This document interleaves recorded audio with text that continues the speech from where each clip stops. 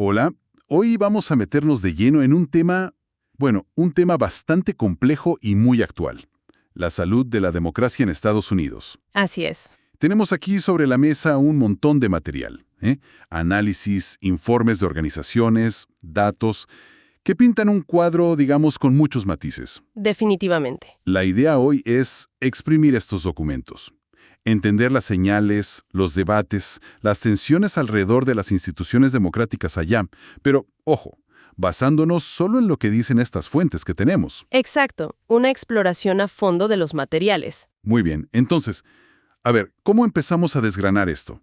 Hay informes de cosas muy recientes, como unos despidos de funcionarios de supervisión en 2025 que dieron mucho que hablar. Sí, eso fue sonado. Y también análisis más a largo plazo que usan incluso estos índices globales de democracia. ¿Qué nos dicen juntos? Yo diría que empecemos por lo básico, ¿no? Las elecciones. Perfecto. El corazón de la democracia, como dicen. Exacto. Son como el termómetro, ¿verdad?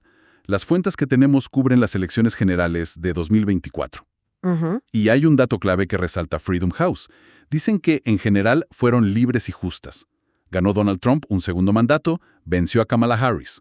Y los republicanos tomaron el Senado y mantuvieron la Cámara. Correcto. Pero aquí viene lo interesante. Y es que Freedom House, de hecho, mejoró un poquito la puntuación de Estados Unidos en su informe de 2025. Sí, eso puede sorprender a algunos. La razón específica que dan, que en 2024, a diferencia de elecciones anteriores, no hubo intentos serios, digamos, de interferir o de plano anular el resultado. Exacto, pero es clave poner esa mejora puntual en su contexto. Se refiere estrictamente a la conducta de esa elección, la de 2024. Claro. Comparada con la tensión que sí vimos en 2020 o incluso en 2016. Pero las mismas fuentes y otras siguen señalando preocupaciones que van más allá de ese evento. O sea, que la cosa no termina ahí. No, para nada. Por ejemplo, la idea de manipular las elecciones estratégicamente sigue siendo un tema central en muchos análisis. Entendido. Una cosa es que no se intentara revertir el resultado después, y otras son las reglas del juego antes y durante. ¿Y cómo se manifiesta esa manipulación según las fuentes? Bueno, mencionan varias cosas. A ver. Una es el acceso al voto. Se habla, por ejemplo, de que se suspendieron órdenes ejecutivas anteriores de Biden que buscaban facilitar el registro y el voto. Ajá. Minorías, según indican estos estudios. Incluso se menciona que el Departamento de Justicia retira un caso sobre acceso al voto en Virginia. Vaya. Y hay una propuesta de ley federal, la ley SAFE, que exigiría prueba de ciudadanía para votar. Algo que, podría complicar el proceso para votantes legítimos que quizá no tengan esos papeles a mano fácilmente. Luego está el otro tema clásico, el gerrymandering. Sí. El rediseño de los distritos electorales para favorecer a un partido. Que básicamente puede hacer que el resultado no refleje bien la voluntad popular general. Exactamente. Las fuentes explican cómo funciona. Mencionan el proyecto Red Map de 2010 como un ejemplo histórico de una estrategia muy coordinada para esto. Y hay estudios más recientes, ¿verdad? Sí. Uno interesante es el índice de democracia estatal de Grumbach. Muestra una tendencia, preocupante. Entre 2000 y 2018, los estados con control republicano unificado tendieron a empeorar en ciertas métricas democráticas. Y hay casos actuales. Sí, se mencionan casos en Luisiana y Carolina del Sur, donde los mapas electorales están disputados en tribunales. Se argumenta que podrían tener un impacto racial discriminatorio. Y la Corte Suprema Federal en 2019 como que dijo, aquí no me meto con el gerrymandering puramente partidista, ¿cierto? Correcto, a nivel federal. Lo dejó más en manos de los estados. Aunque, ojo, algunos tribunales estatales sí han intervenido, usando sus propias constituciones. Entendido. ¿Qué más sobre elecciones? Otro punto es la administración misma de las elecciones. Hay preocupación por la presencia de personas que cuestionan resultados pasados sin evidencia. Los llamados negacionistas electorales. Esos mismos. Y que buscan puestos clave para supervisar futuras votaciones. Aunque en 2024 parece que no hubo una subversión exitosa desde adentro, esa retórica sigue ahí. De hecho, mencionan una orden ejecutiva presidencial que acusó formalmente a la campaña rival de interferencia electoral. Así es. Menudo cóctel. Y súmale dos cosas más que destacan las fuentes: dinero y violencia. Sí, lamentablemente. El ciclo de 2024 rompió récords de gasto. 16.000 millones de dólares. Una barbaridad, y mucha influencia de los super PACs, que pueden gastar sin límite, y donantes anónimos. Un informe señala a Elon Musk como el mayor donante individual, 280 millones. Una cifra impresionante. Y luego, la violencia política. Es un tema muy serio. Amenazas a funcionarios electorales. Y los dos intentos de asesinato contra Trump en 2024. Exacto. Y el fantasma del 6 de enero de 2021, el asalto al Capitolio, sigue muy presente en varios análisis. Se ve como un antes y un después en muchas cosas. Entonces, aquí es donde entran los índices globales que mencionabas antes, ¿no? VDEM, The Economist, IDEA. Justo. Ellos pintan un cuadro más amplio. A pesar de que la elección de 2024 transcurrió, digamos, sin ese intento de vuelco directo, estos índices ya llevaban años mostrando una tendencia a la baja en la calidad democrática de Estados Unidos. ¿Y qué factores citan? Precisamente la acumulación de todo esto que hablamos, la manipulación electoral, problemas en cómo funciona el gobierno, la polarización extrema, una erosión gradual de ciertas libertades civiles. Entiendo. O sea, la foto de 2024 es una cosa, pero la película de la última década muestra otra tendencia. Exactamente. Es una visión más a largo plazo. Y las fuentes también señalan lo difícil que es cambiar ciertas estructuras fundamentales, ¿no? Como el colegio electoral o el Senado. Así es. Reformar esas cosas es casi misión imposible. El proceso para enmendar la Constitución, el artículo 5, es súper rígido. De los más difíciles del mundo, dicen algunos académicos citados. Correcto. Y eso complica mucho adaptar las instituciones a los problemas actuales. Ok, bueno, dejemos las elecciones por un momento y pasemos a otro pilar, el Estado de Derecho, las instituciones. Aquí las fuentes escriben eventos que, la verdad, han encendido bastantes alarmas. Sí, aquí entramos en terreno delicado. Uno que tuvo mucho eco fue el despido fulminante de al menos 17 inspectores generales en enero de 2025. 17 de golpe. Algunos informes lo llaman purga o golpe de viernes por la noche. Sí, fue muy comentado. Y es que los inspectores generales, los IGs, son figuras clave. Explícanos un poco, ¿quiénes son? Son como los vigilantes internos, independientes, dentro de cada agencia federal. Su trabajo es investigar fraude, despilfarro, abuso. Son esenciales para la rendición de cuentas. Y su independencia es crucial, me imagino. Fundamental, para que puedan hacer su trabajo sin miedo a represalias. Por eso, el despido masivo generó tanto revuelo.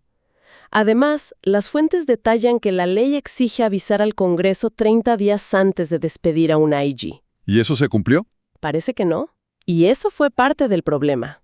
No solo la decisión, sino cómo se hizo. ¿Y qué pasó después? ¿Hubo consecuencias? Pues 8 de los IGs despedidos presentaron una demanda. Y aquí viene un giro interesante. A ver. Una jueza federal, Ana C. Reyes, dictaminó que los despidos, tal como se hicieron, violaron la ley por no cumplir ese requisito de notificación. Fueron ilegales en la forma. Ah, o sea, les dio la razón. En parte, porque, y aquí está el pero, no ordenó que los reinstalaran en sus puestos. ¿Y por qué no?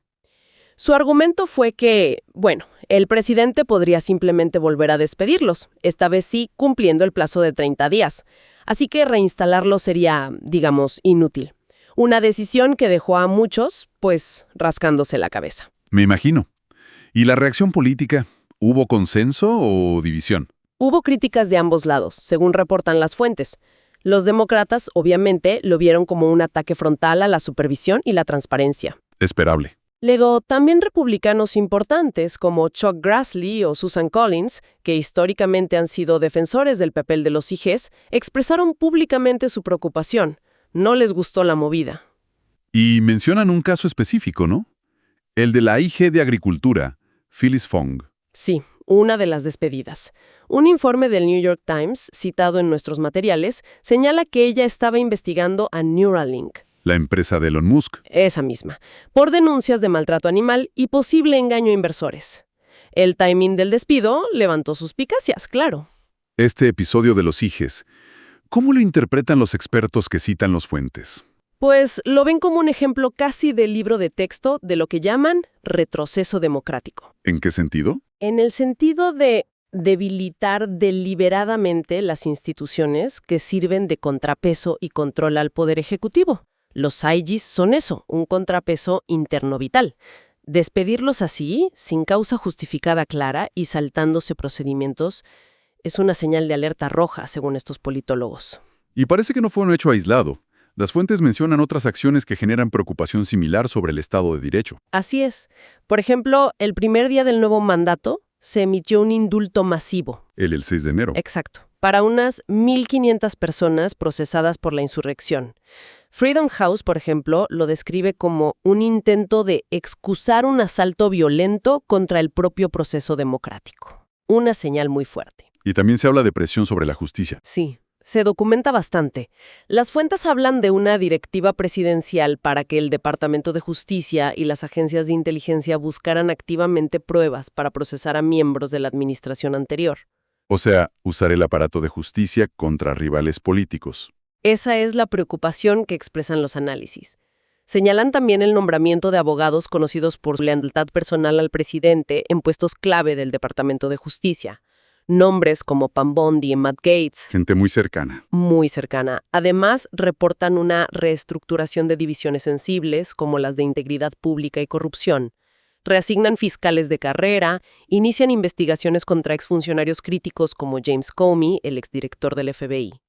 El patrón que describen sugiere un esfuerzo por politizar la justicia. Y más allá de la justicia, ¿hubo choques con otros poderes como el Congreso o los tribunales? Sí, las fuentes listan varios ejemplos.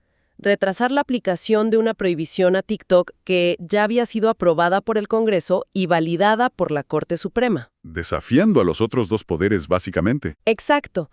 Otro ejemplo, un intento de congelar fondos que el Congreso ya había asignado. Eso fue declarado ilegal y tuvieron que dar marcha atrás. Ajá. Y una orden ejecutiva que buscaba eliminar el derecho a la ciudadanía por nacimiento garantizado por la enmienda 14. Esa fue bloqueada rápidamente por jueces federales. Son acciones que se interpretan como desafíos a la separación de poderes. ¿Y sobre el Poder Judicial mismo? Hay presiones. Las fuentes hablan de una retórica presidencial muy hostil hacia jueces que fallan en contra del Ejecutivo. Siguen las preocupaciones sobre la politización de los nombramientos judiciales, algo que viene de antes, con cambios en las reglas del Senado. Y la ética en la Corte Suprema. También se menciona esa controversia, la falta de un código ético vinculante para los jueces de la Corte Suprema, a pesar de algunos escándalos recientes. Y un punto muy importante, un fallo de la propia Corte que amplió la inmunidad presidencial. ¿Inmunidad para qué? Para actos considerados oficiales, realizados durante el mandato. Según los críticos citados, esto podría dificultar mucho la rendición de cuentas del presidente por sus acciones. Todo esto suena a que conecta con ciertas teorías sobre un poder presidencial muy fuerte, ¿no? Justamente, los análisis mencionan la teoría del Ejecutivo unitario. ¿Qué es eso, básicamente? Es una interpretación que defiende un control presidencial casi total sobre todo el poder ejecutivo.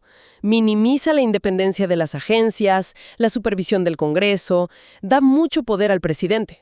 Y también mencionan planes concretos, como el Proyecto 2025. Sí, ese es un plan muy detallado preparado por grupos conservadores para reestructurar a fondo el gobierno federal. La idea es consolidar el control presidencial sobre la burocracia, sobre los funcionarios. Y acciones como desplegar la Guardia Nacional en ciudades o deportar activistas. También encajan ahí. Se citan como ejemplos de una afirmación más enérgica, más dura del poder ejecutivo. Entremos ahora en otro ángulo crítico que tocan las fuentes: corrupción y transparencia.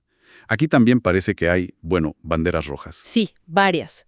Y una figura que aparece de forma prominente es Elon Musk. ¿Qué rol juega él, según estos documentos? Bueno, su nombramiento para liderar un nuevo departamento de eficiencia gubernamental, el DOGE, genera muchas preguntas. ¿Por qué? Porque le da un poder enorme sobre la burocracia federal.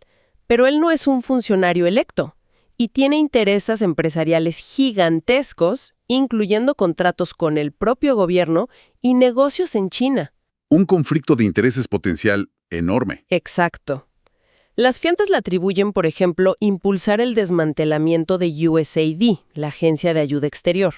También intentos de acceder a sistemas de pago del Tesoro. E incluso se reporta que bloqueó el acceso de agentes federales a ciertos sistemas informáticos del gobierno. Caramba, eso es fuerte. ¿Qué más dicen sobre ética y transparencia en general? Pues se menciona que se eliminó una orden ejecutiva anterior que ponía ciertas reglas éticas para la gente que entraba y salía del gobierno, la famosa puerta giratoria. Ajá. También critican el acuerdo ético de la organización Trump, la empresa familiar del presidente. Dicen que es insuficiente, que las líneas entre negocios privados y función pública siguen siendo borrosas. ¿Y lo de la criptomoneda? Ah, sí. El lanzamiento de una criptomoneda por parte de Trump mientras era presidente. Algunos análisis citados ven ahí una posible vía para influencia extranjera o, simplemente, para enriquecimiento personal. Abre puertas complicadas. Y todo esto pasa mientras, como ya dijimos, se debilitan los controles internos. Lo de los inspectores generales es un ejemplo. Clarísimo. Y las fuentes añaden otros. Mencionan el cierre de una unidad en el Departamento de Justicia que se dedicaba a recuperar activos robados por cleptócratas extranjeros. ¿La cerraron? Sí, la iniciativa de recuperación de activos de la cleptocracia. Y un tema que preocupa muchísimo a los expertos: la implementación de la Schedule F. Explícanos qué es eso. Es una nueva clasificación laboral. Permitiría convertir a decenas de miles de funcionarios públicos de carrera, gente que se supone es experta, no partidista, con protecciones laborales, en empleados a voluntad. O sea, que se les puede despedir fácilmente. Exacto. Y reemplazarlos por personas leales al presidente de turno. Los críticos ven esto como una amenaza directa a la idea de un servicio civil profesional e imparcial. Una puerta abierta a la politización total de la administración. Y a la incompetencia, también señalan. Se perdería mucha experiencia acumulada. Entonces, si conectamos los puntos, nombramientos de leales, posibles conflictos de interés enormes, y este debilitamiento activo de la supervisión y del servicio civil, ¿cuál es el riesgo que ven los análisis? El riesgo que describen es lo que se llama captura del Estado. Suena grave. Lo es. Es cuando los intereses privados o los intereses puramente partidistas se imponen sobre el interés público general.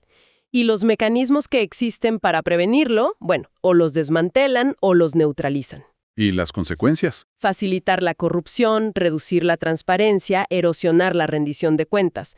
Esas son las consecuencias directas que temen los expertos citados. Curiosamente, también señalan algo. ¿Sí? Que aunque EU tiene, en teoría, instituciones fuertes contra la corrupción, como una prensa bastante libre, una sociedad civil activa, algunas decisiones judiciales recientes han hecho más estrecha la definición legal de corrupción. Y eso, paradójicamente, podría hacer más difícil perseguir algunos casos. Entendido. Bueno, hemos cubierto elecciones, Estado de Derecho, corrupción. Si intentamos resumir la visión general que dan estas fuentes, sobre todo los índices globales que mencionamos, ¿cuál sería? Pues, como dijimos al principio, varios de estos índices reconocidos, Freedom House, BIDEM, The Economist, incluso el SDI de Grumbach a nivel estatal, coinciden en algo. Señalan una tendencia general de, digamos, deterioro democrático en Estados Unidos. Esto viene pasando en la última década o incluso más. Usan etiquetas como democracia defectuosa, ¿no? Sí, flawed democracy es un término que aparece. Y es importante repetir que la mejora puntual de Freedom House en 2024 fue por algo muy específico: la ausencia de intentos de anulación electoral ese año. Pero no revierte la tendencia general a la baja que ellos mismos y otros venían viendo. Exacto, no cambia el panorama general de los últimos años, según estos indicadores. ¿Y a qué atribuyen esa tendencia los informes? ¿Cuáles son las causas raíz? Es una acumulación de factores, muchos de los que ya tocamos.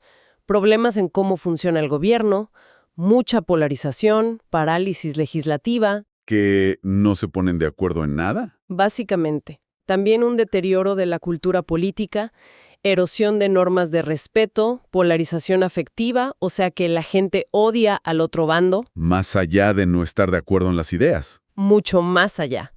También presiones sobre libertades civiles. Mencionan ataques a la prensa, preocupaciones sobre libertad académica en universidades. Y lo que acabamos de hablar, el debilitamiento del Estado de Derecho, de los controles. Por supuesto, eso es central. Y algunas fuentes también apuntan a otro factor: el crecimiento del nacionalismo blanco y religioso como una fuerza que impulsa algunas de estas tendencias antidemocráticas. Y un punto clave que resaltan los politólogos citados. Esto no suele ser un colapso de la noche a la mañana, ¿verdad? Exactamente. Advierten que el retroceso democrático suele ser gradual. Es como una erosión lenta. Se mantienen las formas. Hay tribunales, hay Congreso, pero la sustancia democrática, los contrapesos reales, las normas de comportamiento, la protección efectiva de derechos, se va debilitando poco a poco, desde adentro. Queda claro entonces que los materiales que hemos explorado hoy nos dibujan un cuadro, pues lleno de tensiones, muy complejo. Sin duda. Por un lado, las estructuras formales de la democracia estadounidense siguen ahí, en pie. Pero por otro, hay una acumulación de acciones y tendencias recientes, muy bien documentadas en estas fuentes, que encajan en patrones que hemos visto en otros lugares que han sufrido un deterioro democrático. Se percibe esa lucha, ¿no?, entre esas acciones preocupantes y la resistencia que todavía ofrecen algunas instituciones, como ciertos tribunales, algunos gobiernos estatales y también la sociedad civil, la prensa. Exacto.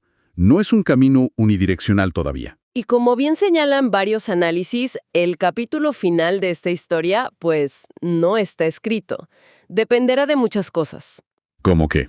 La resiliencia de las instituciones que quedan, el nivel de compromiso de la ciudadanía, la respuesta de actores clave. Una fuente incluso sugiere que el sector privado podría jugar un papel importante. Interesante. Y como un pequeño contrapunto, una de las fuentes de Freedom House nos recuerda algo. A veces, regímenes que parecen súper sólidos, muy autoritarios, pueden ser más frágiles de lo que pensamos.